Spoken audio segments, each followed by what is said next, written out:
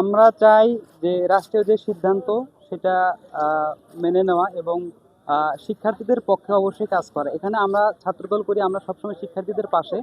যে হামলা করছে শিবির কর্তৃক, শুধু শিবির ডুয়েট শিবির না, এখানে বহিরাগত নিয়ে শিবির ভিতরে একটা বড় একটা স্তূপ ওরা করে রাখছে, আগে থেকে প্রি প্ল্যানিং করে রাখছে। এবং শুধু তাই নয়, এখানে ডুয়েটের ভিতরে যে পূর্বের যে ভিসিটা ছিল, সাবেক ভিসি, উনি হচ্ছে এই ষড়যন্ত্রের সাথে জড়িত, সরাসরি জড়িত। উনি ফিনান্স থেকে শুরু করে সব ধরনের প্রোটোকল উনি দিয়েছেন এবং ছাত্র শিক্ষার্থীদের মাঝে উস্কানি দিয়েছেন উনি। আমরা চাই যে যারা এই ঘটনার সাথে জড়িত, শিবিরে যারা জড়িত আছে, এদেরকে দ্রুত আইনের আওতায় এনে দ্রুত শাস্তির ব্যবস্থা করা হোক।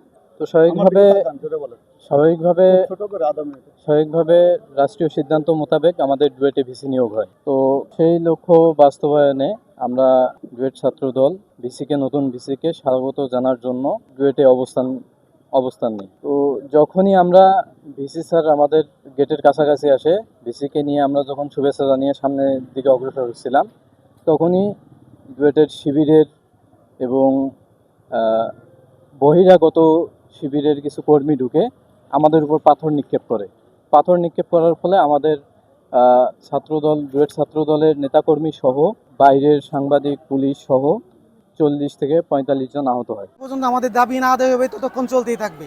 আমাদের দাবি হচ্ছে আমাদের ডুয়েটের অভ্যন্তর থেকে পূর্বে কর্মরত শিক্ষকদের থেকে ভিসি দিতে হবে। আমরা বাইরে ভিসি চাই না।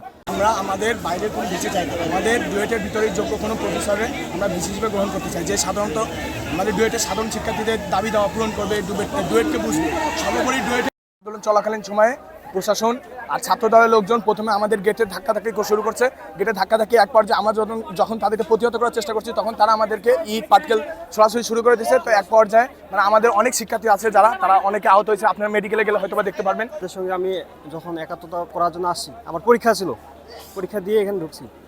তো বাইরে থেকে আমাদের ম্যাক্সিমাম যে ডুয়েটিয়ান কিন্তু কয়েকজন, বাইরের সব পোলাপান আসছে। এদের যে শিরা ঢুলে আমার হচ্ছে যে মাথায় একটা সেলাই লাগছে।